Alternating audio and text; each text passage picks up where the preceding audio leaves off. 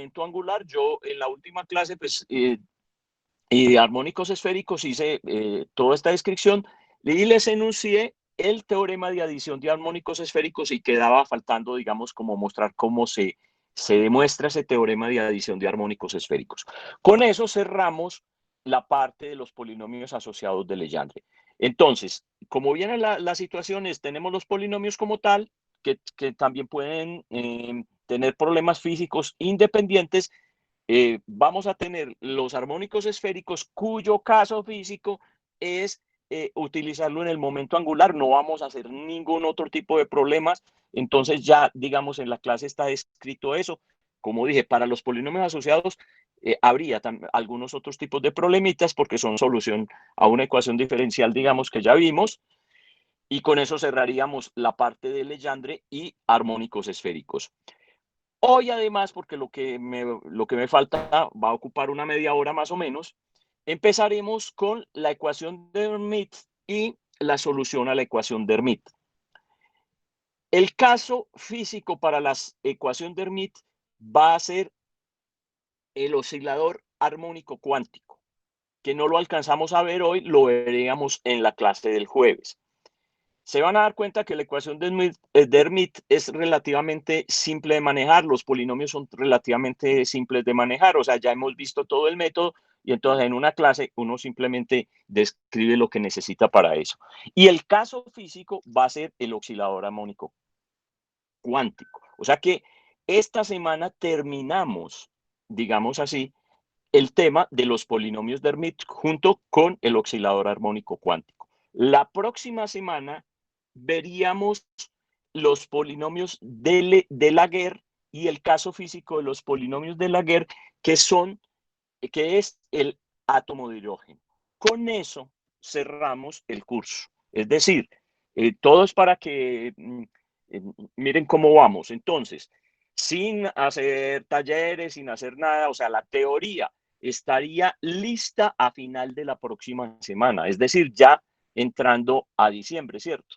¿Eso qué significa? Que tenemos suficiente tiempo para hacer la sección de taller y programar el examen final. Eso es para que ustedes tengan en cuenta más o menos cómo vamos con el curso. Ese es, digamos, el derrotero que les acabo de dar. Bueno, vamos a entrar en materia hoy. Yo espero a final de esta semana tener el examen calificado para que ya, esta vez no me voy a demorar tanto, para que ya sepan la nota y ya vamos mirando rumbo a terminar el semestre. Listo, entonces voy a pasar al modo de presentación de pantalla y iniciemos con eso.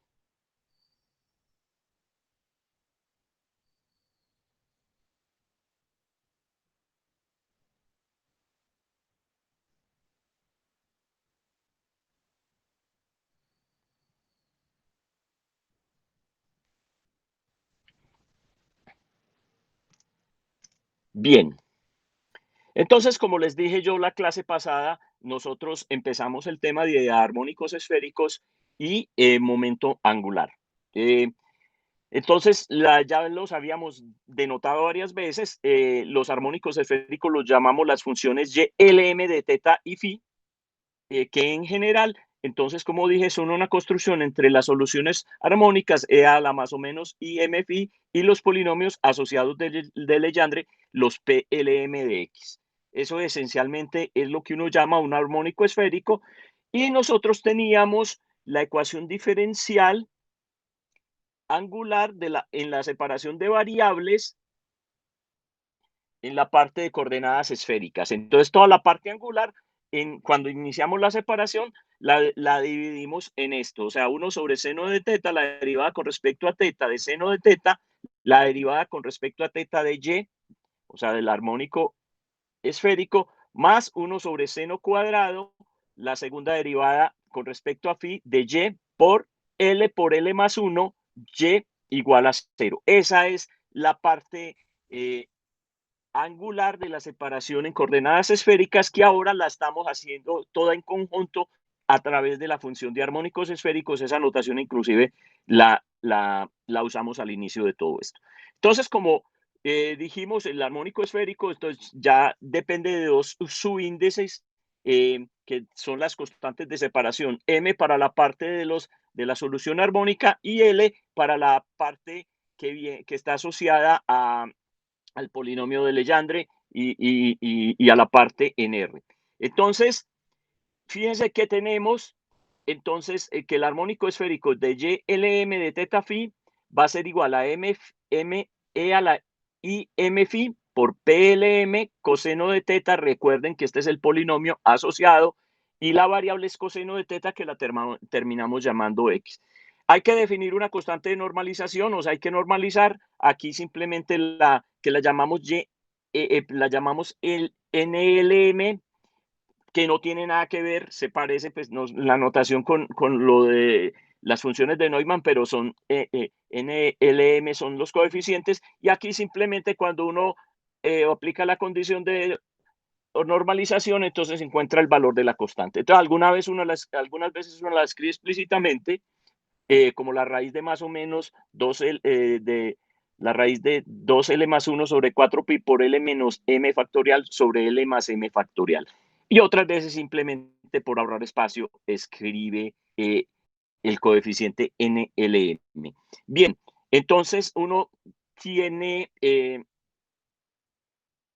el armónico esférico. Recuerde que teníamos una raíz y la escogencia del signo de la raíz va a ser arbitraria y simplemente se va a elegir m. Para m impar va a ser negativo y para m par va a ser positiva la raíz. Entonces, la forma correcta de definir el armónico esférico ya con su coeficiente de normalización quedaría así: el YLM es igual a menos 1 a la m, eso porque tendríamos esa raíz de 2L más 1 sobre 4pi, L menos 1, L menos m factorial sobre L más m factorial, E a la IM phi por PLM de coseno de teta. Eso es lo que nosotros llamamos un armónico esférico.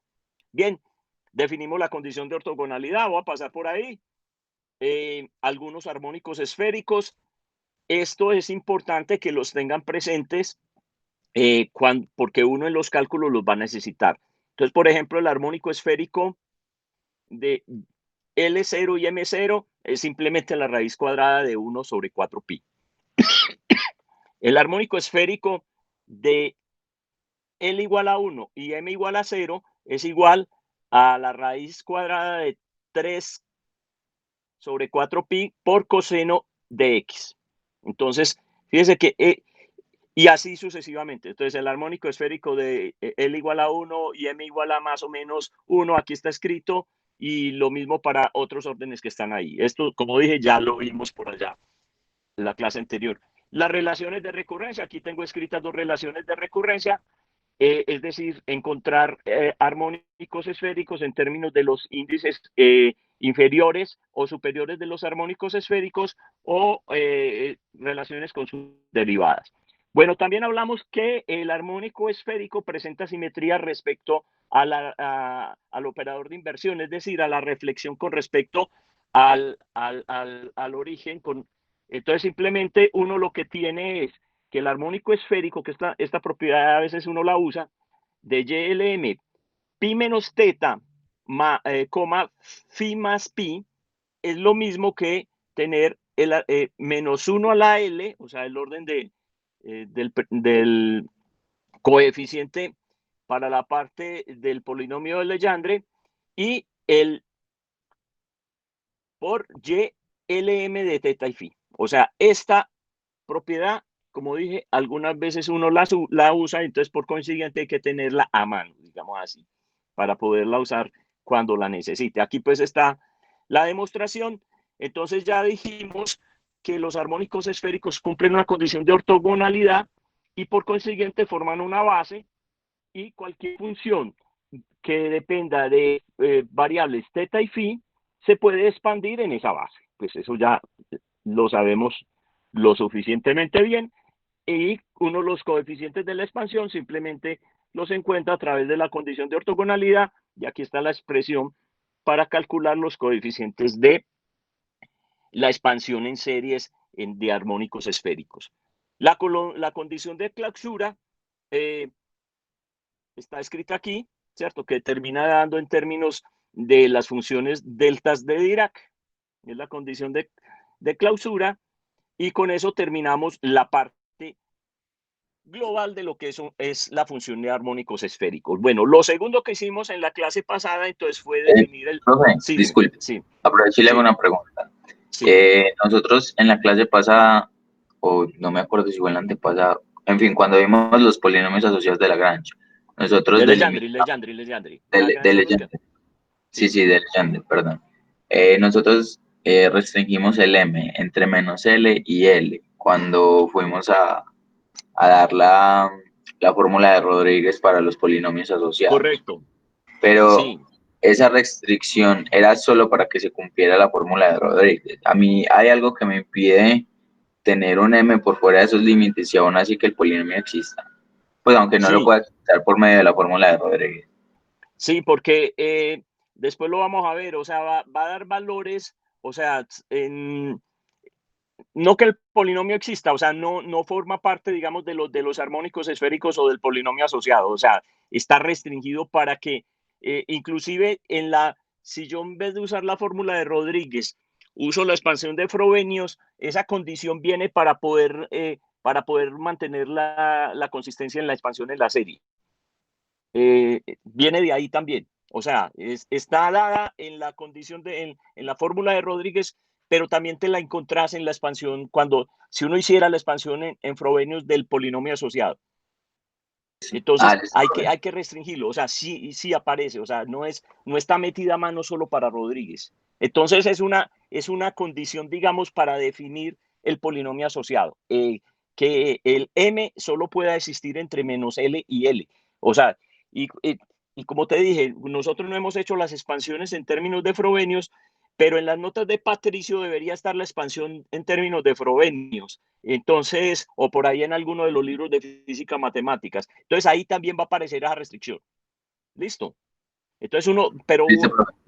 Gracias. buen aporte con esto, porque en estas cosas, con los polinomios asociados de Legendre y con los armónicos esféricos, uno siempre tiene que tener en la cabeza que el M está acotado por el L. Es decir, el M solo va a correr entre menos L y L. Ahora, pues, lo veremos cuando repasemos aquí esta otra parte. Entonces, sigamos aquí con lo del operador momento angular. El momento lineal definido cuánticamente está dado, lo verán en el curso de cuántica, lo van a encontrar. El momento lineal P va a estar definido como menos h barra sobre i nabla, ¿cierto? Y si es unidimensionalmente, que generalmente uno trabaja los primeros ejemplos de manera unidimensional, entonces sería menos h barra, que h barra es la constante de Planck dividida 2pi, sobre i, la derivada con respecto a x. O sea, esto es el momento lineal, el que uno coloca a compartir el principio de incertidumbre con el operador posición. En mecánica cuántica ya uno no habla de la posición, sino del operador posición. O sea, es la X, por ejemplo, en el caso unidimensional, pues uno le pone el gorrito, va a ser un operador. No vamos a entrar mucho en discusión a esto, pero tanto la posición como el momento, ustedes lo vieron en los cursos básicos de introducción a la parte de la física, cumplen el principio de incertidumbre. O sea, yo no puedo tener completamente determinada la posición de la partícula sin tener una incertidumbre en el momento. Entonces, estos dos están ligados a través de eso. Bien, lo que yo les dije es el momento angular clásicamente era simplemente un vector posición R, ¿cierto? Con respecto al que tiene que ver con el centro de giro, digamos, porque estamos pensando de que algo tiene un movimiento que no es rectilíneo, es un movimiento que tiene componentes en una dirección, digamos, una dirección normal y una dirección tangencial. Entonces, ya acuerden del curso de mecánica, entonces el momento angular simplemente era R por P, vectorialmente, ¿cierto? Si yo ya tengo P, como está definido inicialmente en la cuántica, entonces aquí está la definición que yo siempre he usado para el momento angular desde que empezamos con esto. L es Bueno, aquí me tragué el menos, sí, bueno, tengo un problema aquí con el signo, bueno, sería y sobre, entonces este menos no va aquí, eso es lo que va a pasar. Listo, y entonces cuando sube, sube con el menos, eso es lo que pasa. Listo. Entonces, ¿qué vamos a tener? El momento angular, de acuerdo a lo que uno tiene clásicamente, es R cruz P. Listo. Si yo ya tengo el momento lineal, entonces el momento angular es simplemente R vectorialmente por nabla. Eso es todo. Aquí hemos supuesto que la constante de Planck, H barra, o sea, H sobre 2pi, está en un sistema de unidades donde la hemos normalizado para no cargar con eso. Eso se puede hacer y se hace en algunas partes. Entonces es para no meternos con esto en este momento, porque esto no es un curso de cuántica y no nos interesa estar mucho con estas constantes. Entonces simplemente hicimos eso. O sea que, de acuerdo a lo que escribimos ahí, mi operador momento sería 1 sobre i nabla. Eso es todo. Entonces ya con eso uno le queda claro de dónde viene, digamos, ese operador momento angular escrito de esa manera. Lo escribimos en coordenadas cartesianas, ¿se acuerdan? Definimos coordenadas, la forma en LX, LY, LZ, establecimos el cambio de coordenadas y establecimos las relaciones entre las derivadas de las coordenadas esféricas con respecto a las cartesianas. Aquí están, eso lo hicimos la clase pasada, lo escribimos. Definimos cuánto valían estas cosas. Bueno, no me voy a entrar en detalle.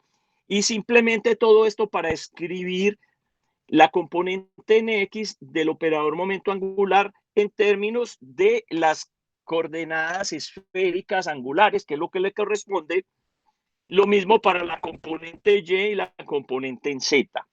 De tal forma que me quedaron estas tres expresiones que estoy señalando acá para cada una de ellas. Entonces yo ya tengo escrito el operador momento angular aquí, sumo todas y quedaría el escrito así, de esta manera como está ahí. Bien, ¿qué es lo que interesa? Bueno, hicimos una redefinición, digamos, de las componentes entonces, la componente LX, que está escrita como ya más simplificado arriba, la vamos a denominar L1. La componente Y, escrita de esta manera, la vamos a denombrar L-1. Y la componente en Z la renombramos como L. Entonces, simplemente lo que se hizo es, nosotros teníamos un conjunto de componentes de los operadores momentos angulares en cada una de las coordenadas, Lx, Ly y Lz, y lo vamos a renombrar como los operadores L1, L-1 y L0. Eso simplemente es una notación que a veces se usa para hacer algunos cálculos. Bien, además de eso introdujimos unos operadores que se llaman los operadores escalera. La palabra tiene sentido porque lo que va a hacer es que el operador va a subir un estado en un caso y va a descender un estado en otro. ¿Qué significa subir un estado o descender un estado? Cambiar el subíndice L o el subíndice M en 1, ¿cierto? Subirlo, por ejemplo, cambiar L por L más 1 o por L menos 1 o el M por M más 1 o por M menos 1. Eso significaría subir o bajar un estado. Bien, entonces los operadores escaleras van a estar definidos de la siguiente manera. Lo vamos a llamar L más y L menos. Ojo, mire que la notación que nosotros teníamos en los otros era L1, L menos 1 y el otro es L más y L menos. Se parece, pero no son exactamente iguales.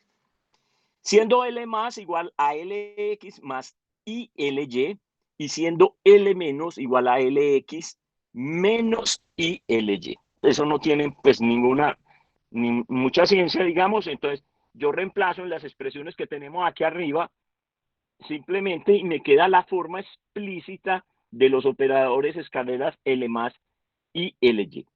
Después, adicionalmente, definimos el operador momento angular.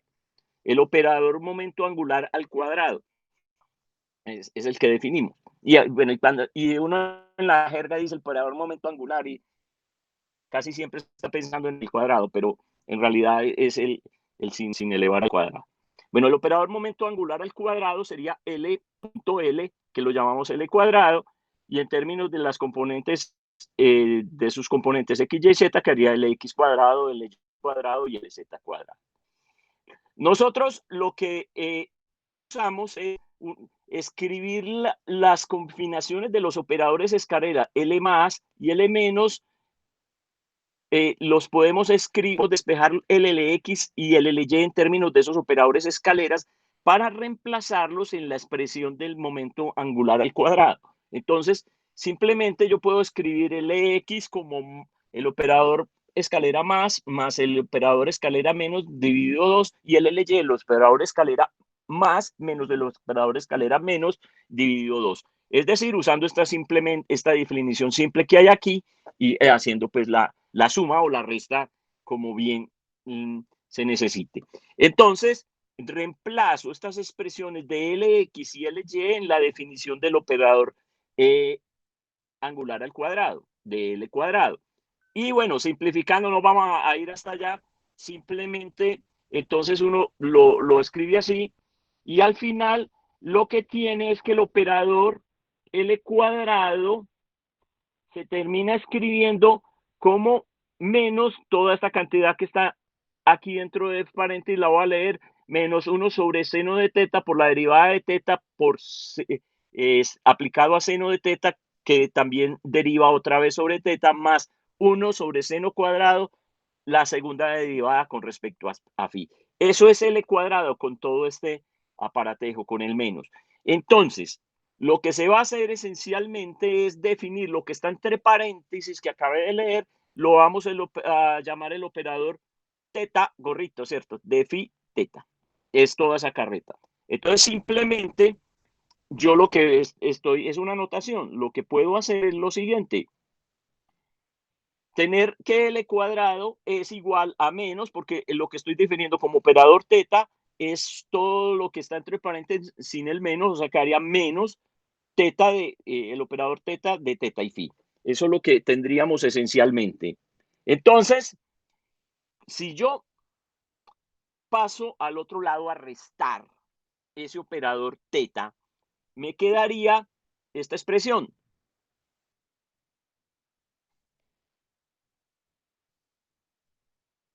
Aquí quedaría L cuadrado,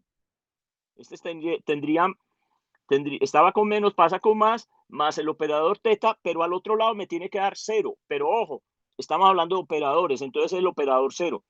¿Qué significa el operador 0? El operador 0 significa que cuando yo actúo sobre cualquier función, el resultado me va a dar 0. Pero mire que hay que trabajar esto con cuidado. O sea, actuando sobre una función esto da 0. Eso es lo que significa el operador 0. Bien. Entonces, ¿eso qué es lo que estamos diciendo? Entonces, ahora vamos a poner a actuar al operador momento angular más el operador teta sobre funciones. ¿Cuáles funciones? Los armónicos esféricos. Eso es lo que hicimos. Entonces, aquí vamos a actuar sobre los armónicos esféricos y obviamente ya dijimos, el resultado tiene que ser 0 porque eso fue a la conclusión que llegamos, porque sería aquí, en el lado derecho yo tendría que colocar, de esta expresión tenía que colocar el YLM, pero cualquier cosa, el operador 0 significa que actuando sobre cualquier función me va a dar 0. Entonces, simplemente mantengo esa igualdad, ya puedo escribir, fíjese que ya el operador actuando sobre una función me debe dar un escalar, entonces ya puedo poner 0. Eso es lo que esencialmente hago. Y de ahí simplemente vuelvo y despejo, ¿cierto? Y escribo explícitamente esto. Entonces yo tengo esta ecuación que es la que nos interesa. Me queda que el operador momento angular al cuadrado actuando sobre el armónico esférico LM, YLM, es igual a menos el operador teta actuando sobre YLM. Pero yo ya sé que es el operador teta actuando sobre LM, o sea, son todas derivadas que tenemos ahí arriba. Entonces, pero eso depende de la ecuación diferencial. Y esencialmente lo que nos va a dar esto actuando sobre el armónico esférico me da lo siguiente, me da el lado derecho, o sea, teta actuando sobre eso, me da L por L más 1, YLM de teta y phi. Eso ya lo habíamos visto por allá arriba, que eso daba esa expresión. Entonces, la gran conclusión, si yo miro esta ecuación, L cuadrado actuando sobre YLM igual a L por L más 1, YLM, eso es una ecuación de Sturmeville. Además, por todo lo que vimos de ahí atrás con el polinomio asociado de Legendre, los L son enteros. Por lo consiguiente, esto es un real, es una cantidad real. Entonces, si yo tengo la ecuación de Sturmeville y estos son los autovalores, y los autovalores son reales, de entrada yo llego a que mi operador es hermítico. Y como lo he dicho varias veces, un operador hermítico lo que le representa a uno es un observable físico, una cantidad que se puede medir, que yo pueda hacer el experimento observable, significa hago un experimento y voy a medir esa cantidad. Bien, eso con respecto al operador L cuadrado. Pero también nos encontramos en la clase pasada que si yo actuaba con la componente en Z del operador momento angular LZ, ¿cierto? Sobre YLM y que tenía la definición que era la menos I la derivada con respecto a phi, y entonces hago esto, y cuando yo derivo con respecto a phi el armónico esférico, lo único que depende en phi es el I a la M phi, o sea que baja un M, hago el calculito que allá lo hicimos, y entonces actuando con LZ sobre YLM, obtengo otra ecuación de Sturmeville. ¿Por qué? Obtengo que LZ sobre YLM me da MYLM. Es decir, esta es una ecuación de autovalores, pero ahora los autovalores ya no son L por L más 1, sino son M. Entonces, tengo dos operadores en este momento, el operador L cuadrado y el operador LZ, que tienen las mismas autofunciones. ¿Quiénes? Los armónicos esféricos, pero no los mismos autovalores. Ojo con eso. Entonces, estos dos operadores tienen las mismas autofunciones, pero tienen diferentes autovalores. Significa que estos dos operadores conmutan entre sí. En algún momento habíamos dicho eso, o sea, si yo defino el conmutador, adelante, entre L cuadrado y LZ, esto que es L2 por LZ menos LZ por L2, eso me debe dar 0. Eso es lo que significa el conmutador. Ya en algún momento lo discutimos. Aquí adelante está eso. Entonces, la, perdón, la ventaja de tener, entonces, uno puede llegar a la conclusión de las siguientes dos formas. Si dos operadores conmutan, tienen las mismas autofunciones, o si dos operadores tienen las mismas autofunciones, conmutan. Fíjense que es el recíproco vale. Entonces, eso es una conclusión importante. Entonces, uno tiene. Además, les dije, uno puede probar, aquí hicimos la pruebita para el primer caso, uno puede probar que L cuadrado conmuta con LZ, pero también que L cuadrado conmuta con LZ cuadrado, y al revés, LZ con L cuadrado conmutan, o sea, todos estos conmutan, pero no conmutan los LX y los LY entre sí. Definimos, pues ya teníamos el operador Levi-Civita de la parte inicial del curso, para definir esto, ahí lo recordé. Y esencialmente, cuando yo tengo el conmutador escrito aquí de L sub I, que representa X, Y, Z, ¿cierto? Y L sub J, que representa X, Y, Z, o sea, eso no me va a dar 0, me va a dar I por la sumatoria desde k igual a 1 hasta 3 por el Levi-Civita epsilon de IJK de LK. Entonces, simplemente uno usa la definición es de Levi-Civita y encuentra las condiciones de conmutación para cada uno de los casos. Por ejemplo, hicimos el ejemplo para cuando voy a calcular el conmutador entre LX y LY, y eso me da menos ILZ. Es decir, no me da 0. Significa que LX y LY no comparten autofunciones. Fíjese la conclusión. que estoy diciendo basado en el caso anterior. Bien, eso fue lo que dijimos. También usamos los operadores escaleras. Vimos que actuando con los operadores escaleras sobre los YLM, fíjese acá y acá, fíjese que en esta no es una ecuación de Sturmeville, fíjese que este es YLM y en el otro lado, cuando actúo con el operador escalera, me da YLM menos 1. Es decir, esta no es la misma función, parecería que fuera una ecuación de Sturmeville, pero no es la misma. Entonces, no es exactamente una ecuación de Sturmeville, o sea que las funciones, las armónicos esféricos no son autofunciones de los operadores de escalera, porque no me están dando, esto sí es real, pero este no es el mismo que este, entonces no estoy con la ecuación de Sturmeville ahí y no puedo tener la misma conclusión de arriba. Pero estos son los resultados por lo que yo les dije que esto se llama operadores de escalera, porque suben un estado.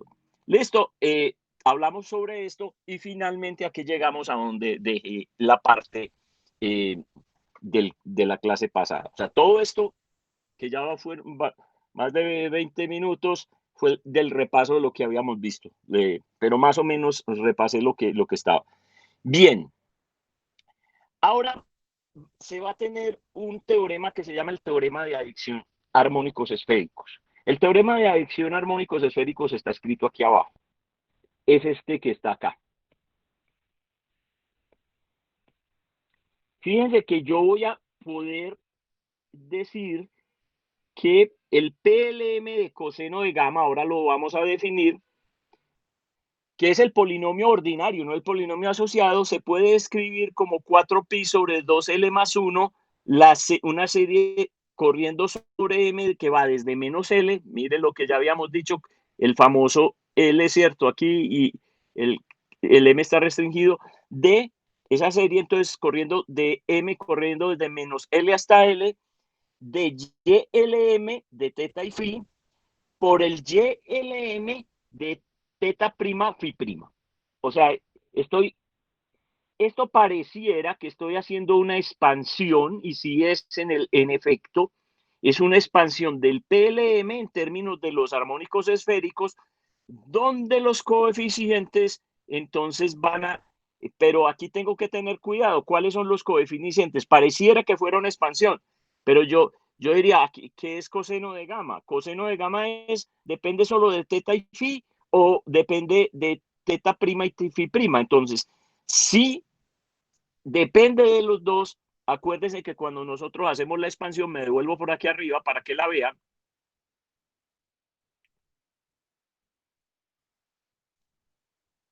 Aquí está la expansión. Fíjense que cuando yo hago la expansión, el coeficiente de la expansión, que aquí lo llamamos los CLM, van a terminar dependiendo de valores primados de las variables. No pueden depender de teta y phi directamente, pero sí pueden depender de un teta prima o un phi prima o llámenlo como quiera. Entonces, pero no puede depender de los dos. Entonces, fíjense que ahí pareciera que fuera una expansión en series y sí está relacionado con eso, pero no es directamente eso. Entonces, eso, ¿y por qué? Entonces no se llama, digamos, esperamos el PLM en esta cosa, no. A eso, esa expresión tan particular se llama el teorema de adición de armónicos esféricos. ¿Por qué? Porque en realidad lo que estoy haciendo aquí es sumar armónicos esféricos. Mire, es una serie en la que estoy sumando armónicos esféricos, donde he cambiado las variables. Este es el teorema y que se usa en cuántica, que cuando lo trabajen momentos angulares en cuántica lo van a usar. Y aquí voy a describir cómo es que se llega a ese teorema y vamos a mirar rápidamente cómo se puede demostrar ese teorema. Entonces, esencialmente, el truco de todo esto es el siguiente. Bien, vamos a tener dos vectores posiciones, el vector R, escrito acá, y el vector R', que están separados un ángulo gamma. Listo, véalo ahí. Hacen un ángulo entre ellos. Entonces, ¿qué pasa? producto escalar de los vectores unitarios para el vector posición R y R', ¿qué harían los vectores unitarios? O sea, el vector R dividido por su magnitud y el vector R' dividido por su magnitud. Y el producto escalar de esos dos como vectores unitarios, entonces me da el coseno del ángulo entre los dos. Geometría vectorial básica, ¿cierto? Listo, aquí está la expresión. Eso es lo que tenemos. Ah, sí, listo. Ahora, escrito en coordenadas esféricas, el vector R se puede escribir como seno de teta, el unitario, ¿cierto? Seno de teta, coseno de phi por la componente, en la dirección y, más seno de teta, seno de phi, j, o sea, lo estoy escribiendo en las componentes cartesianas, pero en términos de los ángulos de las coordenadas esféricas. ¿Listo? Más coseno de teta por la dirección k. Es esencialmente eso lo que uno puede hacer. Y como yo definí el vector R, de manera similar escribo la expresión para el vector R'. Entonces puedo calcular muy fácilmente el coseno entre los dos porque es el producto escalar entre esas dos cosas. Entonces, escribo las expresiones aquí, no voy a entrar en el detalle, ahí les queda para que ustedes lo realicen y simplificamos. Esa es la cosa. Simplificamos esta expresión, aquí está escrita al final, y me quedaría entonces que el coseno de gamma, que lo... Sí, dime. Sí, pregunta. Dale, que no te escucho. Una pregunta. Sí, decime. Eso se la hizo para. No, hola. R. Es que te A R estamos prima. escuchando ¿Qué entrecortado. significa el Vuelve a coseno? repetir la pregunta. Ay, no, ese internet me está fallando horrible. A Ahora sí. todos, o sea, yo estaba haciendo maroma, estaba esperando que no se fuera a caer. Listo. Dale, trata Ahora sí. de... Sí, ya te escucho. Listo. Entonces, esa expansión en series que se muestra en el teorema de la adición eh, se toma con respecto a la proyección de un R con respecto a R'. Entonces, ¿qué es lo que vamos a hacer? O sea, eh, todavía no he enunciado, o sea, esta expansión que tenemos aquí, porque esto está escrito de una manera, este es el teorema de adición, ¿cierto? Me está diciendo, esto es lo que es el teorema de Sí. adición, esto que está escrito aquí abajo, ¿cierto? Yo simplemente lo describí, yo dije, eso pareciera que uno estuviera expandiendo los polinomios ordinarios de Legendre en armónicos esféricos. Yo les dije, porque se parece a la expresión de la expansión en serie. Pues yo les dije, uno tiene que tener cuidado porque, ojo, que cuando yo tengo acá, aquí en la expansión en serie, aquí debo tener teta y phi solamente. Pero si este coseno de gamma depende de teta prima y phi prima, eso no es una expansión en series, en la expansión en series habitual. Eso fue lo que dije para no entrar en confusión. Entonces, esto, por eso no se llama una expansión en series, expansión en armónicos esféricos, no, se llama un teorema de adición. ¿Por qué? Porque estoy sumando, sí. A lo que me refiero es si para expandir, o sea, si se tienen, no sé, supongamos dos fuentes, si para expandir una respecto a la otra, se hace esa proyección para obtener ese Sí, coseno de gamma. sí, exactamente, eso es lo que se va a hacer. Sí, es eso. Ah, listo. Listo, no, sí, la tenés clara. Entonces, sí, es eso. O sea, para definir entonces, ¿qué es lo que vamos a hacer? Vamos a tener dos vectores posición, es decir, y después lo que voy a hacer enseguida es rotar el sistema coordenado. Lo que pasa es que no puse en el dibujo, no le puse más cosas porque iba a quedar demasiado enredado. Entonces, ¿yo qué voy a hacer? Voy a rotar el sistema coordenado X, Y, Z y lo voy a rotar de tal manera que el eje Z coincida con R'. Y redefinir las cosas para llegar a demostrar que esta expresión de acá, que se llama el teorema de adición, es correcta. Eso es lo que vamos a hacer. Y se necesita hacer la proyección. Sí, tenés razón. Entonces, ese gamma es eso. El gamma que está definido acá es una proyección entre dos vectores posición, R y R', como lo dijo su compañero hace un minuto. Entonces, y bueno, simplificando eso, fíjese que coseno de gamma depende tanto de teta y de phi, porque es simplificado yo coseno de teta prima más seno de teta por seno de teta prima que multiplica coseno de phi menos phi prima. Entonces, ese coseno de gamma depende de esto, y por lo tanto esto no es la expansión directa en la base, como era lo que quería decir. No es la expansión en términos de la base, como uno estaba enseñado a hacer, sino que va a estar dada por esto. Entonces, lo que vamos es a mostrar, a construir esta expresión. Vamos a llegar a que esta expresión es correcta, y es lo que vamos a hacer. Lo voy a describir rápidamente, o sea, aquí están todos los pasos para que ustedes tengan idea de que esto se puede construir así. Y bueno, y me pueden ir preguntando en el camino. Yo sé que algunos se van a perder.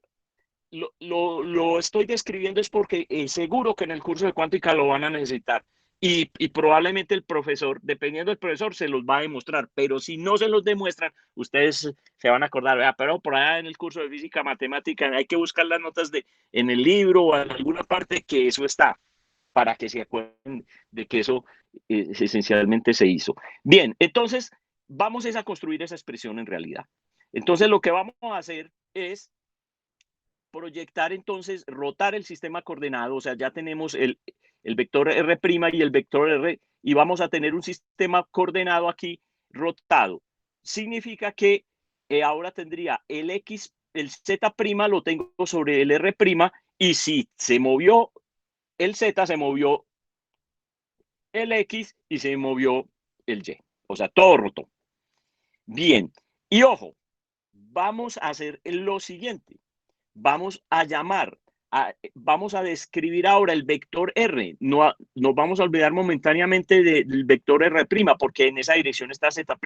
Pero vamos a describir el vector R ya no en el sistema original sin rotar, sino en el sistema rotado. Entonces, el vector R en el sistema rotado, ahora le voy a definir un ángulo azimutal que antes lo llamábamos phi, ahora lo vamos a llamar beta para el sistema rotado. ¿Estamos? Y el ángulo polar, que sería el ángulo teta, ¿cierto? Para el vector R, pero originalmente, mírenlo aquí, ¿cierto? Ahora el vector R, el ángulo polar, o sea, con Z, se llama teta, sí, pero en mi nuevo sistema, el ángulo polar se llama gamma.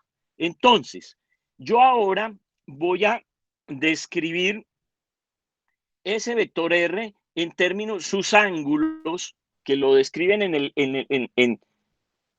el nuevo sistema cartesiano rotado, y buscar el sistema esférico equivalente, los ángulos entonces van a ser gamma y beta. Eso esencialmente es eso. Bueno, primera cosa. Listo. Si ustedes tienen, entonces, esencialmente, ¿qué fue lo que hicimos? Lo resumo aquí. Entonces, para R. Entonces, R nosotros teníamos teta phi con el sistema rotado, entonces eso va a ser beta. No, teta está de primero, entonces sería gamma, ¿cierto?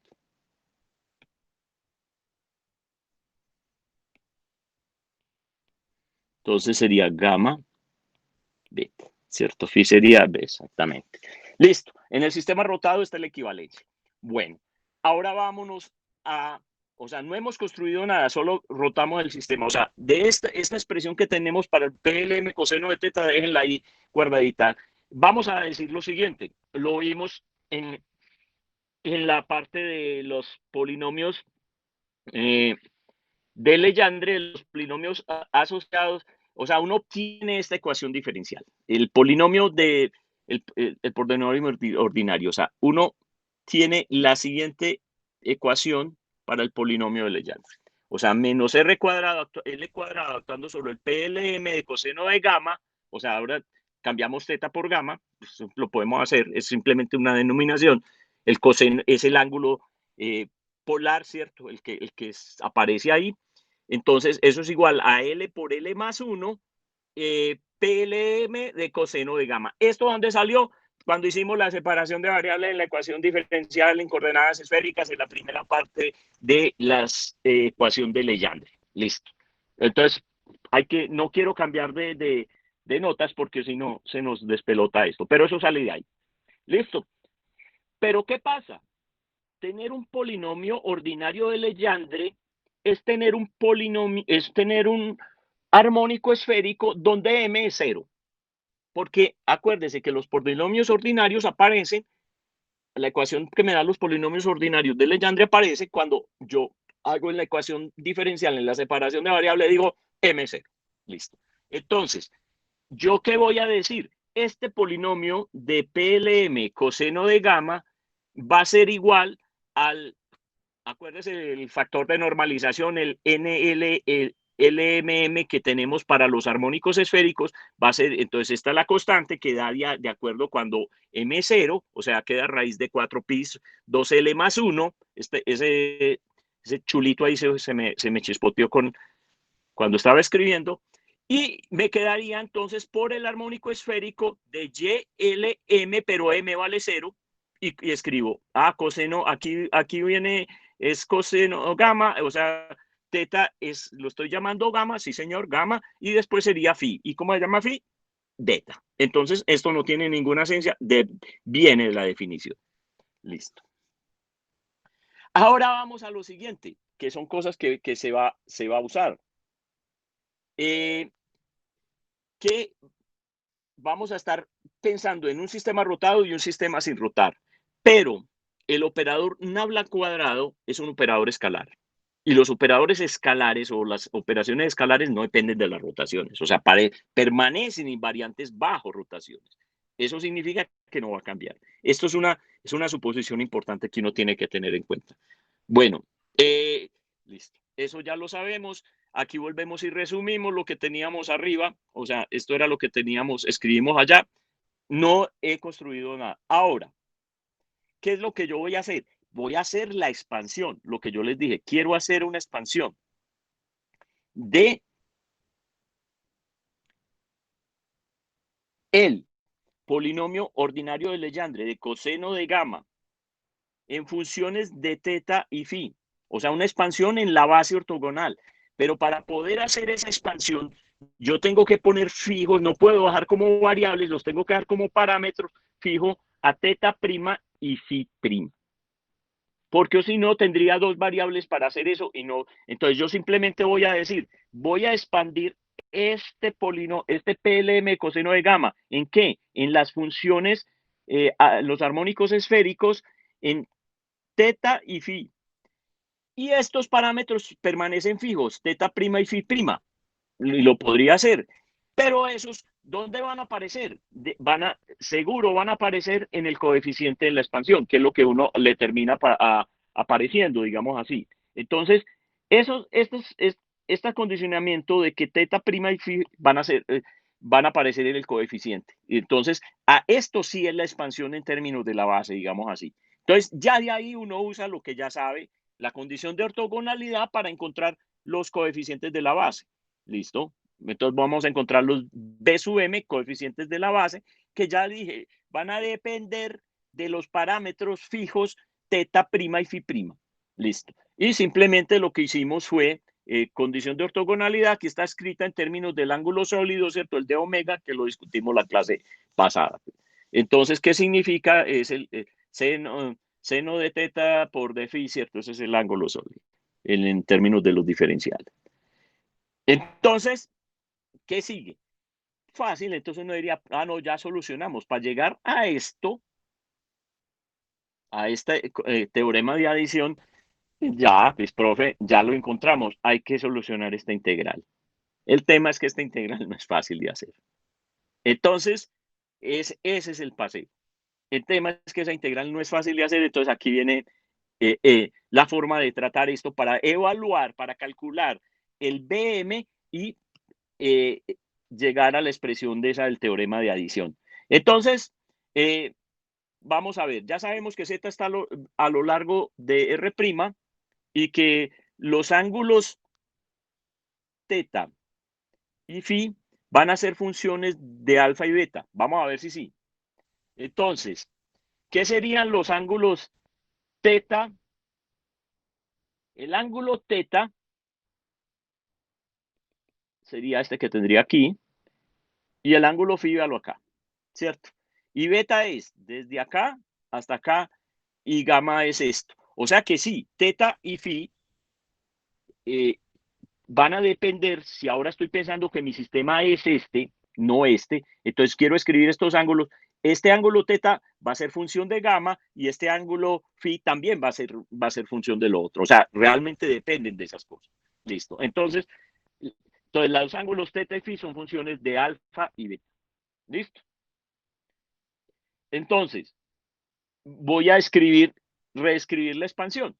O sea, ¿qué es lo que tengo? Entonces voy a hacer lo siguiente. Puedo hacer esto. Voy a expandir.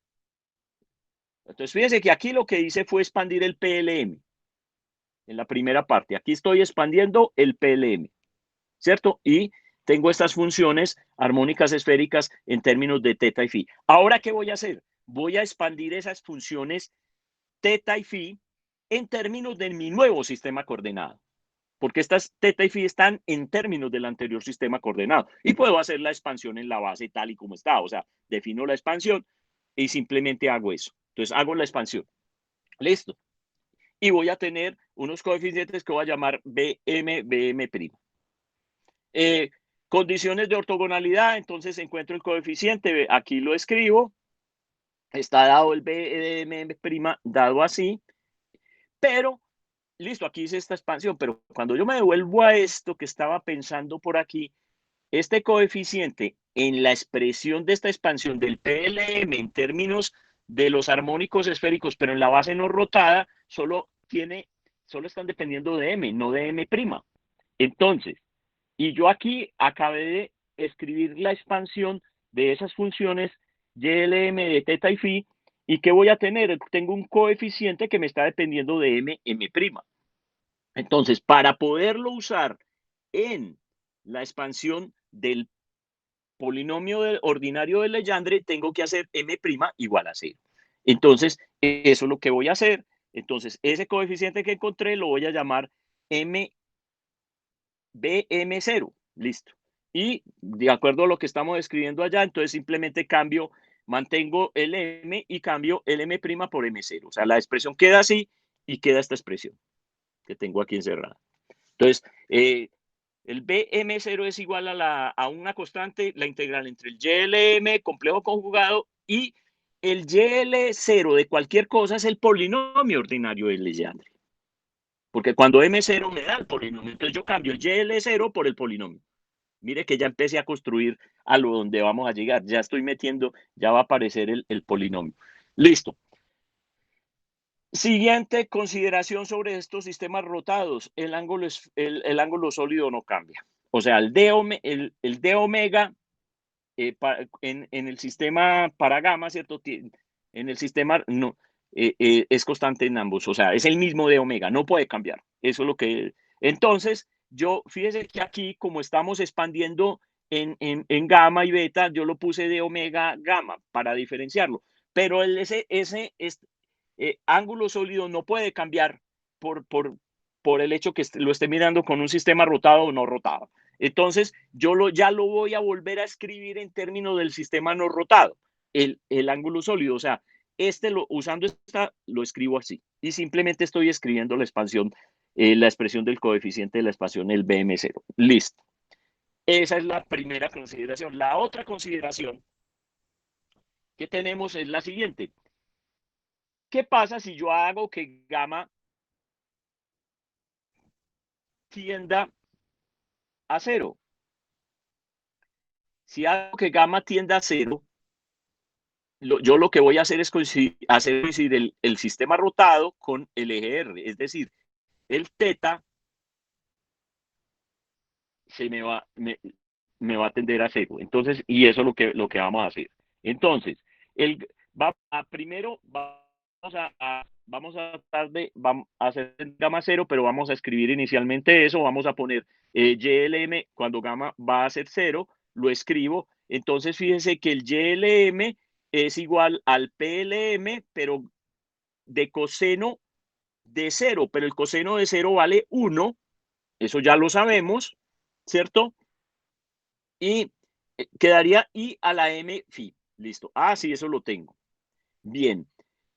Pero nosotros habíamos encontrado por allá arriba la expresión para cuánto vale el PLM cuando vale 1. Listo. Entonces, con base en eso, uno hace el reemplazo reemplaza y fíjense que tiene este coeficiente. Entonces, usando esa expresión, obtiene esta condición. O sea, el PLM, no quiero devolverme hasta los polinomios asociados de Legendre. Lo vimos allá, pero chequelo. De PLM, cuando es 1, le va a dar un delta de Kronecker de M0. Eso es lo que le va a dar. Entonces, y creamos un coeficiente, que es el coeficiente esférico, el NLM, que ya lo usé en minúscula, lo tenemos, es simplemente reescribirlo cuando M se dice y es reemplazar todo eso. El reemplazo es. Entonces, ¿qué es lo que va a significar? O sea, aquí estoy diciendo, cuando gamma tiende a 0, necesariamente M' tiene que ser 0. Es la única manera. Entonces, eso es lo que, o sea, todo esto que se escribió arriba, aquí lo escribí, pero lo que significa es eso, el M' tiene que ser 0. Entonces, básicamente es esto lo que uno escribe, o sea, el resumen de esto que yo estoy diciendo es, el límite cuando gamma tiende a 0 del YLM de teta phi complejo conjugado tiende a esto. O sea, lo que ustedes tienen que chequear con las expresiones de los polinomios asociados y todo es mostrar que ese límite es esto. Eso es todo. Bien. O sea, tenemos esta expresión. Listo. Pero cuando gamma tiende al 0, ¿qué significa? Cuando gamma tiende a 0 significa que R y R' coinciden. Y también junté eso con Z', sí, pero R y R' coinciden. Sí, esencialmente es eso, al menos enredado. Si gamma tiende a 0, R' y R coinciden. Listo. Entonces, estoy tirando la proyección, el ángulo para la proyección va a ser 0. Entonces, eso estoy diciendo. ¿Y eso qué significa? Que teta y teta' se hacen el mismo, o sea, el para R y para phi son los mismos vectores, y phi y phi' tienen que ser los mismos. Entonces, ¿yo qué hice? Hice aquí una condición al límite para cuando gamma tiende a 0 y estábamos condicionando, era el armónico esférico en teta y phi. Pero como cuando esos tienden a 0, yo puedo cambiar el teta por teta' y el phi por phi', sin ningún problema, porque los vectores coinciden. Entonces, de esta expresión, yo simplemente ahora la voy a escribir así. Entonces, y este es que el coeficiente de la expansión que estábamos diciendo allá arriba. Entonces, devolvámonos para todo este carretazo. Entonces, ¿qué fue lo que yo hice? Para que no se me pierda. Entonces, agarramos y dijimos, vamos a expandir el PLM en términos de la base ortogonal de armónicos esféricos. Listo. Su coeficiente lo llamamos BM. Listo. O sea, el PLM expandido en armónicos esféricos. Aquí está. Listo. Ahora, ¿qué hice? Voy a expandir aquí. Vengo. Voy a expandir los YLM complejos conjugados que me aparecen en la condición de ortogonalidad, los puedo expandir en una base de armónicos esféricos. Claro que sí. O sea, cualquier función que dependa de teta y phi la puedo expandir en armónicos esféricos, pero no la voy a expandir en cualquier base de armónicos esféricos, la voy a expandir en la base rotada. Armónicos esféricos dada por la base rotada. Eso fue lo que hice. Y voy a encontrar el coeficiente de la expansión. Entonces encontré el coeficiente de la expansión. Pero ese es el coeficiente en la base rotada. Pero yo quiero no usar este coeficiente, sino decir, mire, voy a usar el coeficiente BM. Pero el coeficiente BM, en base al que acabé de encontrar, sería el mismo coeficiente cuando M' es 0. Entonces, eso es lo que hago. Coloco M' igual a 0 y tengo esta expresión. Y lo que estamos tratando de hacer es evaluar ese coeficiente BM0. Y ese coeficiente BM0, que lo construí a partir de esta cosa, es el que voy a meter en esta expansión del principio. Lo voy a meter aquí. Entonces, resumiendo, acabo de encontrar el coeficiente BM0. Lo vamos a meter en la expansión del principio. Entonces, la expansión del principio que tenía, para el PLE. Entonces, ¿qué tenía la expansión? Estábamos expandiendo en términos de teta, del YLM de teta y phi. Y voy a escribir el coeficiente BM, pero que lo tengo aquí. El coeficiente es este. Simplemente queda 4pi sobre 2L más 1. Bueno, aquí no le puse el 2L más 1 y me lo tragué. Entonces, y este es el coeficiente, y con esto de acá. Si yo miro esta expresión que tengo acá, tengo exactamente la misma expresión, salvo el 2L más 1 que me tragué, es la misma expresión con la que arrancamos acá, el teorema de adición de armónicos esféricos. Entonces, simplemente esta es la forma de demostrar ese teorema de adición. Eso es todo. Lo único que ustedes se tienen que acordar, digamos, para el caso de la cuántica es cuál es la teorema de adición de armónicos esféricos cuando lo necesiten, que lo vieron acá. Y por ahí, digamos, la demostración está hecha por ahí en el curso de física matemática. Listo, con esto terminamos la parte de armónicos esféricos. Ahora vamos a cambiar ya de tema. Entonces, cerramos ya Legendre y nos vamos al nuevo tema y vamos a iniciar Hermite. Entonces, vamos a iniciar los polinomios de Hermite. Esto es mucho más sencillo. Esto ustedes lo van a entender rápidamente y vamos a esto. Entonces, los polinomios de Hermite van a ser solución a la ecuación diferencial de Hermite, como su nombre lo dice. Aquí está la ecuación diferencial de Hermite. Entonces alguien me dirá, profe, pero es que nosotros hemos estado haciendo separación de variables en diferentes sistemas coordenados y la ecuación de Legendre aparece cuando hago separación en esféricas en la parte angular en teta. La ecuación de Bessel aparece en la parte radial cuando yo hago separación de variables en coordenadas cilíndricas. Entonces la pregunta aquí es, la ecuación de Hermite, ¿dónde aparece? ¿Alguien tiene alguna idea? ¿A alguien se le ocurre? ¿Proviene de alguna separación de variables en algún sistema coordenado? Esa es la pregunta.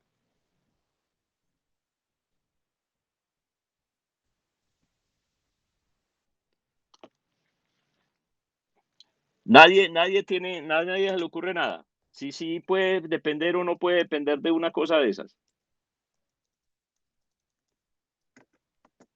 Pues no sé, es que ahí sí es como de ideas. Solo se me ocurre el espacio hiperbólico, pero yo creo que pensando en que vamos a ver lo del átomo de hidrógeno, no tendría sentido que fuese ese espacio. Y vamos para oscilador armónico esférico. Sí, esta ecuación y la otra que vamos a tener no son, o sea, no aparecen directamente por un ejercicio de separación en coordenadas esféricas o cilíndricas en un sistema coordenado. Aparecen cuando yo hago cambios de variables y cosas de esas en una separación de variables. Sí va a aparecer. Van a aparecer en algún momento, pero no aparecen de forma directa como nosotros hemos encontrado la ecuación de Legendre y la ecuación de Bessel. Entonces, por eso ni siquiera arrancamos con la separación de variables. Entonces, como dije, no aparece en forma directa, pero uno tendería, porque el método que estábamos trabajando esencialmente en el curso era eso, ¿no? Entonces, y lo mismo va a pasar con la ecuación de Laguerre, que es la del átomo de hidrógeno. Entonces, no, eso es para que realmente les quede claro. Entonces, listo. Entonces, lo que nosotros ya tenemos claro, no aparece directamente, o sea, puede aparecer ahí después de que yo haga cambios de variable en alguna de las ecuaciones diferenciales que aparecen, listo. Pero no aparece limpia, así como nosotros hicimos la de Legendre y la de Bessel. Entonces, simplemente vamos a tener esta ecuación diferencial que ya la acabé de señalar. La segunda derivada con respecto a x depende de x y de y. Eso es lo que...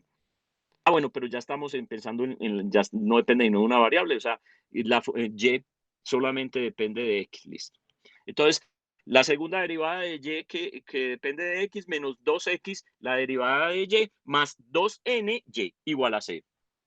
Primera cosa, entonces tenemos esta ecuación diferencial de segundo orden y todas las cosas. Primero que hay que chequear es si es autoadjunta o no. Listo, eso ya lo sabemos hacer. A2 igual a 1, A1 igual a menos 2x y A0 igual a 2n. Efectivamente no es autoadjunta porque la derivada de A2 es 0 y A1 vale menos 2x. Entonces como no es autoadjunta, hay que buscar el P de x. Ya eso lo hemos hecho hasta la saciedad. Entonces el P de x, o sea, el factor de peso, es E a la menos x2. Listo. Entonces, simplemente multiplicando por el factor de peso, convertimos la ecuación de Hermite, que está escrita aquí arriba, es la ecuación, la primera, la convertimos en una ecuación autoadjunta. Y escrita en su forma autoadjunta, ya sabemos cómo se hace, pues no vamos a dar vueltas con eso. Entonces, la ecuación de Hermite autoadjunto me queda la derivada con respecto a x de e a la menos x2, la derivada de h de x, o sea, ya cambiamos el nombre de la función porque sabemos que se llama Hermite, le vamos a poner h a la y, ¿cierto? Entonces, más 2n e a la menos x, 2, x a la, pues, x al cuadrado, no x2, a la menos x al cuadrado, h de x igual a 0. O sea, esta es la ecuación autoadjunta de Hermite y la otra es sin autoadjuntar. Listo, ya sabemos entonces que tenemos el factor de peso de esto, o sea que lo que nosotros para poder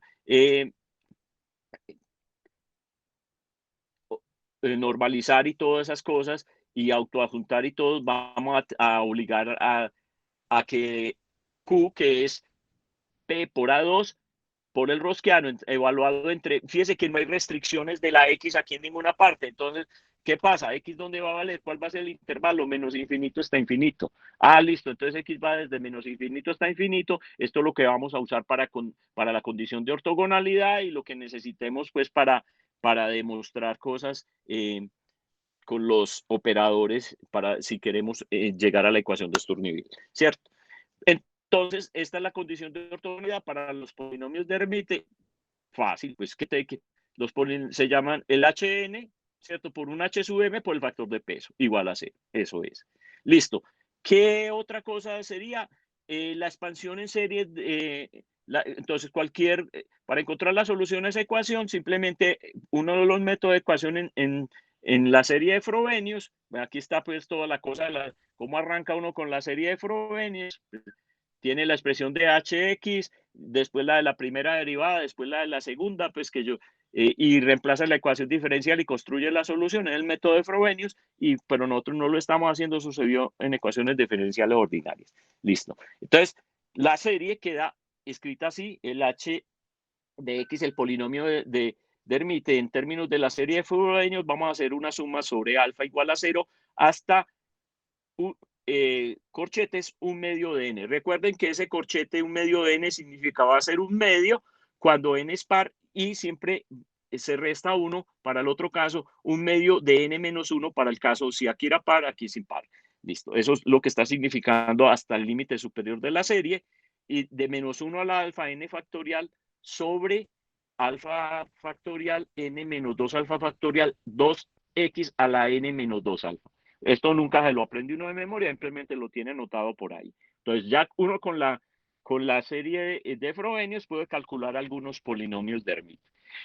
Es bueno, y lo mismo pasó con los otros, lo mismo, que tengan a mano los primeros polinomios, porque eso es lo que uno va a usar en los problemas físicos. Entonces simplemente el polinomio basado en la serie, pues no, el polinomio h0 de x vale 1, el polinomio de orden 1 de x vale 2x, el polinomio de orden de 2 vale 4x2 menos 2. Listo. Y puede tener pues hasta el 6 o algo así. Listo, pero al igual que la fórmula de Frobenius, nosotros podemos encontrar los polinomios por la función generatriz.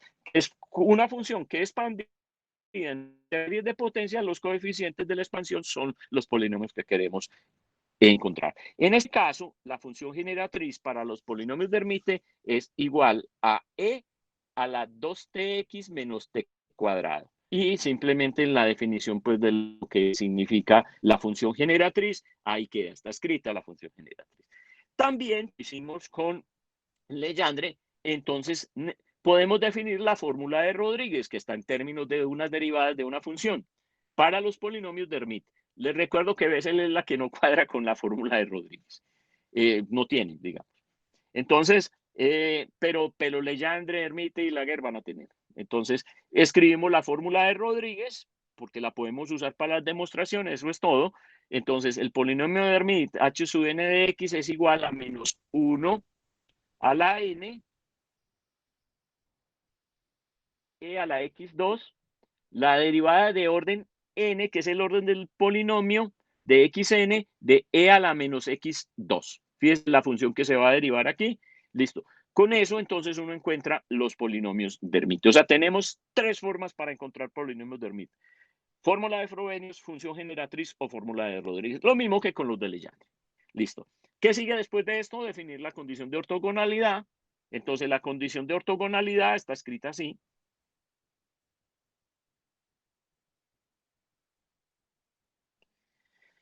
E a la menos x2 factor de peso, hn de x por hm de x, y eso va a dar, o sea, ya escrita daría 2 a la n por n factorial raíz de pi por el delta de Kronecker de nm.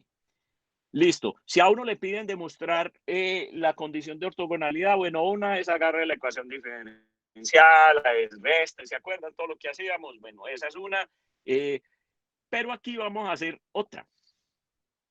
Y entonces, una forma de hacer demostrar condiciones de ortogonalidad es, por ejemplo, usando función generatriz, que seguro en algunos de los ejercicios que hicieron para los parciales pasados lo pudieron haber hecho. Entonces, para demostrar la condición de ortogonalidad, vamos a tener una función generatriz asociada al polinomio h sub n, o sea, e a la 2tx menos t cuadrado asociada a h sub n, y una función generatriz asociada al h sub m. Le vamos a cambiar la variable t paramétrica, que es la que está asociada, digamos, como al contador, para que no ir a meter la pata. Entonces, simplemente eso es lo que uno hace. Si aquí estamos hablando de un polinomio hm y aquí un h sub m, entonces simplemente el t lo cambiamos por otra letra y yo la puse s. Entonces, la función generatriz tiene la misma forma, pero es 2sx menos s cuadrado. Y lo que tenemos que escribir es la integral que necesitamos evaluar, o sea, esta es la construcción de la condición de ortogonalidad, y la idea es expandir, ¿cierto? Entonces, ¿qué vamos a tener cuando construyo? Escribo esto. Entonces vamos a tener lo siguiente, en términos de las funciones generatrices. Yo ya escribí, entonces tendríamos el factor de peso, ¿cierto? E a la menos x2, x al cuadrado, por e a la 2tx menos t cuadrado, eso sería hm, por e a la menos s2. Fíjense que cambié el orden aquí. Sería, pero es lo mismo. Cambié, puse el s2 de primero menos s2 más 2sx. Ese sería el hm, pero esencialmente este sería hn y este sería hm. Bien, y manipulo esa expresión junto a todo lo que tengo, y la idea es que esto se puede escribir así, o sea, simplificando, para no ir muy largo. Entonces, lo que no depende de la variable de integración se va para afuera, ya sabemos, t cuadrado y ese cuadrado no dependen, van para afuera, entonces quedan afuera e a la menos t cuadrado menos s t cuadrado. Listo, y adentro quedaría una integral en x de e a la menos x2 más 2t más sx. Simplemente arme el cuadrado con los términos que hay ahí. Listo. ¿Qué vamos a hacer? Entonces vamos a reescribir esto, o sea, a armar aquí un cuadrado para, o sea, vamos a armar aquí en esta expresión tener todo este término al cuadrado. ¿Para qué? Es un truco para poder evaluar esta integral. Esto se puede reescribir así y termino así. ¿Qué va a pasar? Y fíjese que voy a usar parte para construir este término al cuadrado. Voy a usar parte de los términos que tengo afuera, del e a la menos t cuadrado menos s cuadrado, los necesito. Y al final, cuando armo el cuadrado en el argumento del exponencial, me queda afuera menos 2st y quedaría la integral de menos x menos st más t, todo eso, o sea, todo este término, a ver, yo escribo aquí con otro color, o sea, todo este término al cuadrado. Y a eso lo vamos a llamar u. Entonces, esencialmente, esa integral que yo tengo ahí sería, todo me daría igual a e a la menos 2st, y esa integral es la integral desde menos infinito hasta infinito de menos u cuadrado, que esa es la integral de error, eso da raíz de pi. Y eso es una integral que uno no la calcula directamente, entonces se calcula por métodos, pero da raíz de pi. Listo. Entonces, simplemente, ¿qué es lo que nosotros tenemos? Que todo este carretazo que veníamos aquí, que estábamos construyendo la condición de ortogonalidad, fíjense en lo que voy, que al lado, o sea, todo este término al cuadrado, o sea, todo este término al cuadrado, va a izquierdo que tenía las integrales, eso me queda e a la 2st la raíz de pi. ¿Listo? Y en el lado derecho que tenía, yo tenía que tener la expansión en serie de los polinomios, pero había construido, o sea, cuando uno mete la condición para la ortogonalidad, entonces tiene que multiplicar, tendría el factor de peso aquí, que lo teníamos al otro lado, el HM, el HM de todo esto, o sea, teníamos toda esa integral que era la que necesitábamos al otro lado. Ah, no, perdón, esto es con la expansión, estoy pensando en lo otro. No, aquí me fui para la otra parte, no. Sigamos, entonces, ¿qué teníamos? Simplemente lo que hicimos fue lo siguiente, escribimos las dos expansiones, ¿cierto? En términos de las funciones, pues las funciones generatrices, tenemos el lado izquierdo me dio esto, pero cada expansión en función generatriz, yo tengo entonces una expansión en potencias de S a la N y T a la N. En realidad era S.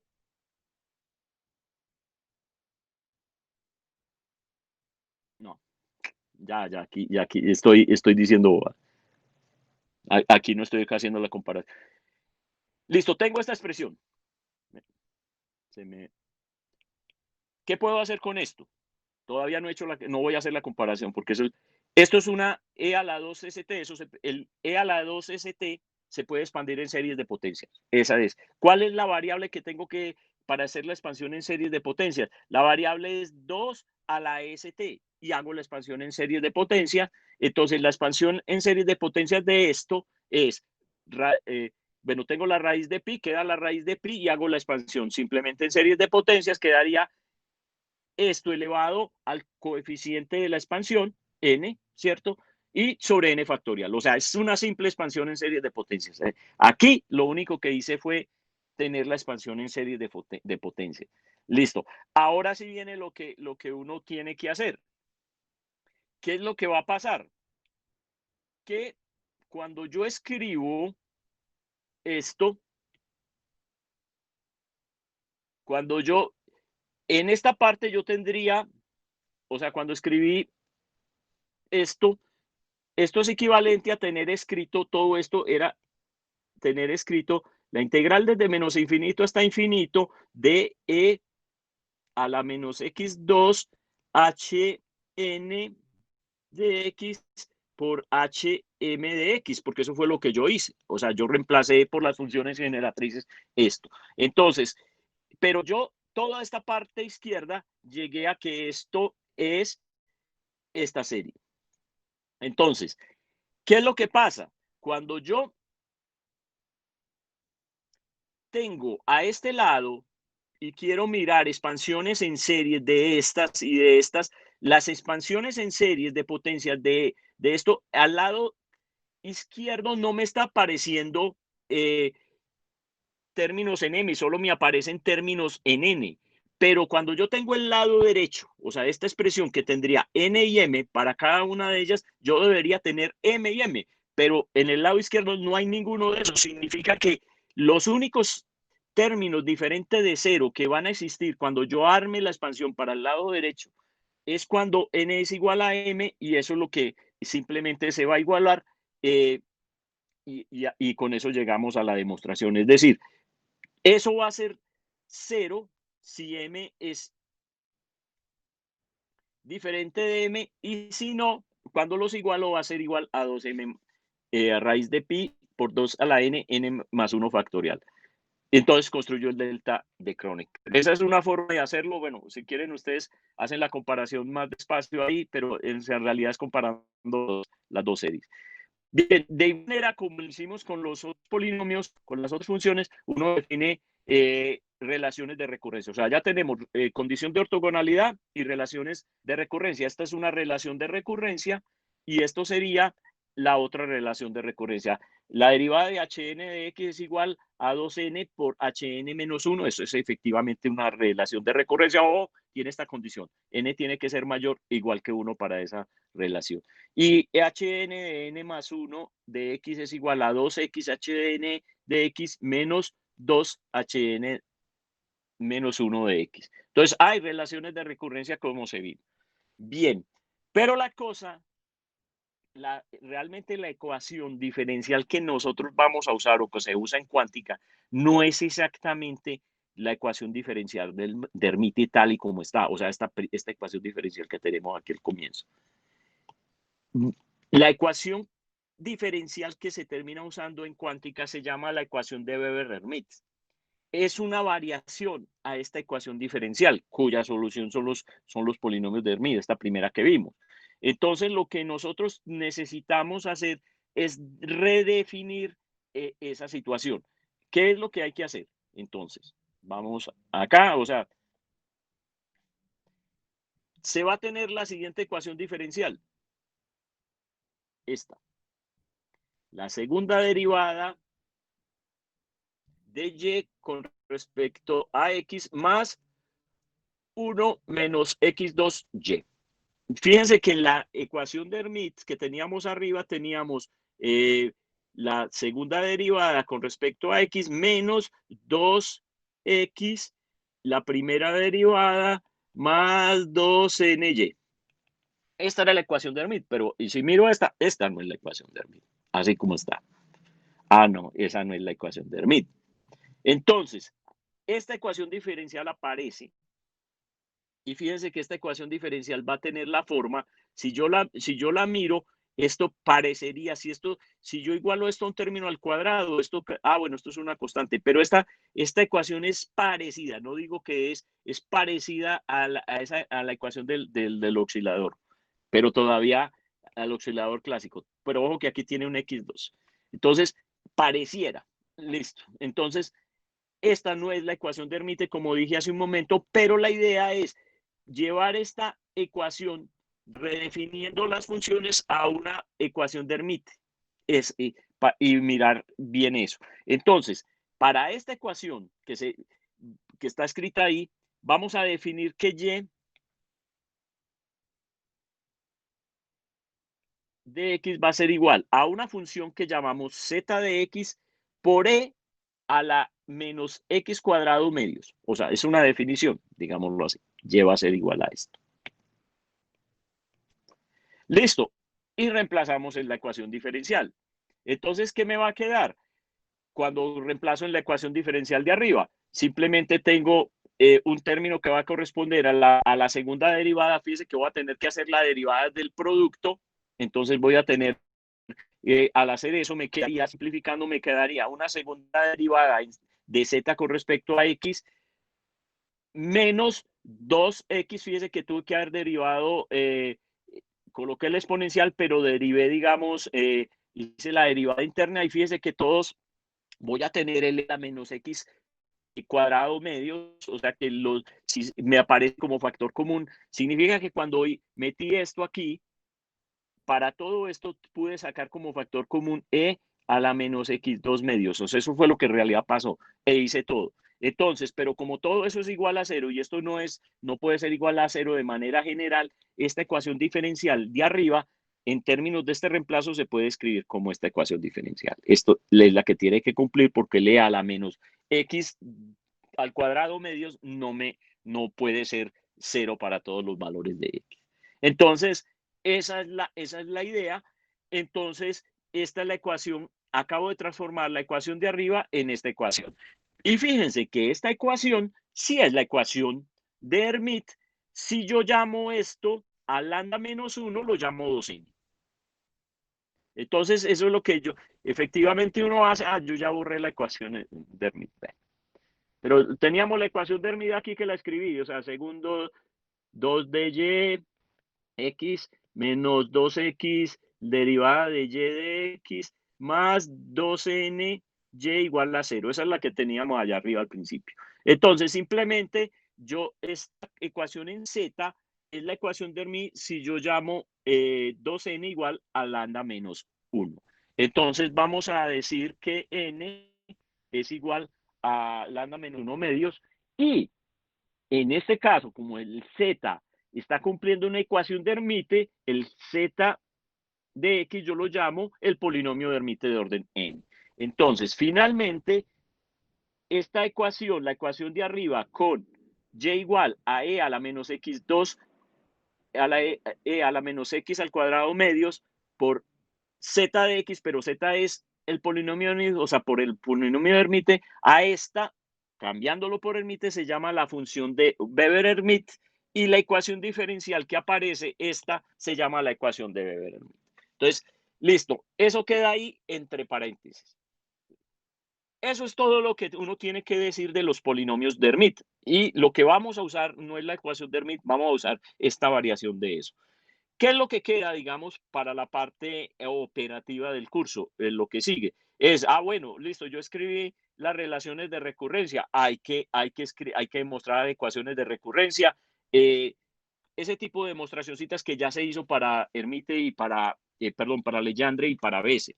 Relaciones de recurrencia, demostrar la relación de ortogonalidad o una expansión. Acuérdese que cuando yo ya tengo, que no lo escribí aquí, pero es lo mismo, una vez yo demuestre que los polinomios de Hermite son ortogonales,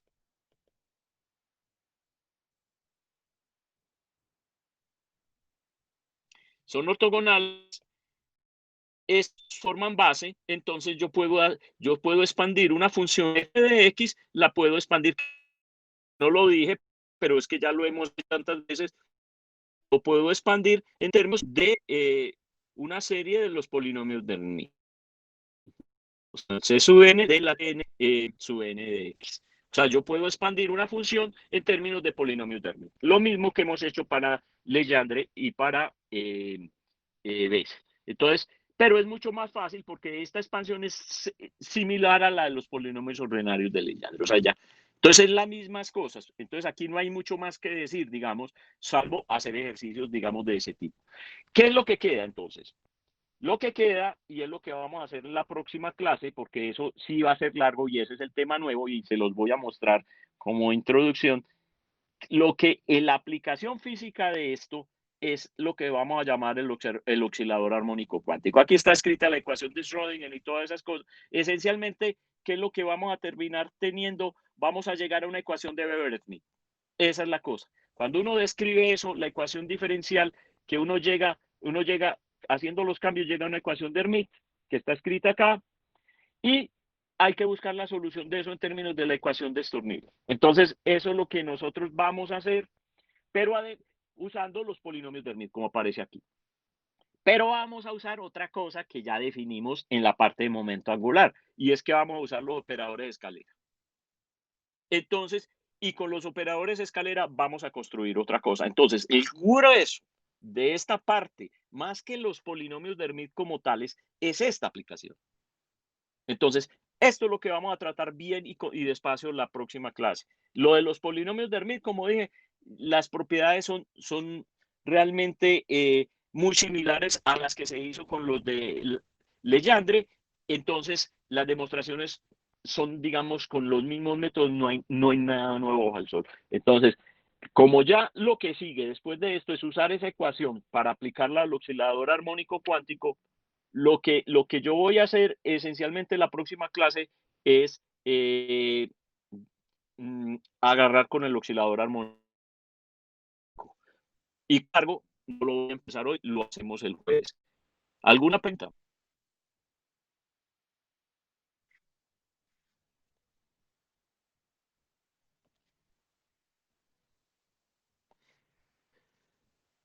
Bueno, si no hay preguntas, nos vemos el jueves entonces para ver el oscilador armónico cuántico.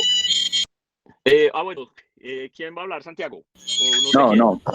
No, pero iba a hacer una pregunta, pero ya, sí. Gracias. No, hágale, Santiago, no hay problema. ¿Por qué? No, es que ya me la respondí cuando la estaba formulando, entonces ya no bueno. es necesario, gracias. Listo, bueno. Entonces les dije, péguenle una leidita a las cosas de Hermite, porque realmente lo que tenemos que entender, y el jueves me preguntan, o sea, porque en realidad eso es un tema que lo van a ver con mucho detalle en cuántica, pero aquí veremos, digamos, la parte matemática, que es lo del oscilador armónico cuántico, para que después, para el final, o sea, no se lo aprendan de memoria, porque eso es lo otro que hacen, como las aplicaciones físicas, para este parcial van a ser poquitas, entonces son 3. Entonces uno lo que termina haciendo es de pronto aprendiéndoselo de memoria, pero uno le hace cualquier truquito, les cambia alguna cosa y entonces ahí empiezan a patinar. Entonces la idea es entender. Entonces el jueves lo hacemos despacio el oscilador. Si tienen alguna pregunta sobre algo de Hermite me la hacen para que miremos bien eso, que es realmente el tema importante. Entonces terminamos la clase de hoy así, como les dije al comienzo de la clase, para los que no me alcanzaron a escuchar, es que ya estamos en la etapa final del curso. Esta semana vemos Hermite y el oscilador armónico cuántico. La próxima semana vemos Laguerre, que va a ser lo mismo. La ecuación de Laguerre es una ecuación también que no aparece por ahí, simplemente cuando uno la modifica, llega a una ecuación que después la encuentra uno cuando va a resolver el átomo de hidrógeno, la que modifica, ¿cierto? Le hace algunas modificaciones y entonces esa es la ecuación de Laguerre y la usa para resolver el átomo de hidrógeno. Entonces, en la clase de la próxima semana vamos a hacer similar a esto, vamos a resolver la ecuación de Laguerre. Hablaremos de los polinomios de Laguerre que cumplen condiciones muy parecidas a todas, definiremos la serie, colocaremos la serie de Frobenius, función generatriz y fórmula de Rodríguez, y con eso usted hace las demostraciones que necesite. Y después viene el ejemplo. Entonces la idea es, porque después, bueno, que todavía falta, hay que John David en el taller, por ejemplo, les haga ejemplos y ejercicios de los polinomios de Hermite y los polinomios de Laguerre que vamos a ver. Y yo voy a hacer en la clase tanto el oscilador armónico cuántico como el átomo de hidrógeno. Y en algún momento, porque les va a dar tiempo, van a haber más, creo, no sé, 3 talleres antes del final, él les podrá hacer algún repaso de las aplicaciones. Entonces, pero esa es la idea, que en el taller hagan los ejercicios, digamos, de esas partes operativas que ya son, ya no hay nada nuevo, es aplicar lo mismo, haciéndolo con otra forma, con otro tipo de función, pero es lo mismo. Entonces, que John David lo haga en el taller y nosotros nos dedicamos a la aplicación. Esa es la idea. Bueno, no he hecho más carreta por hoy. Feliz tarde y entonces nos vemos el jueves. Listo. Hasta luego, profe. Gracias. Hasta luego.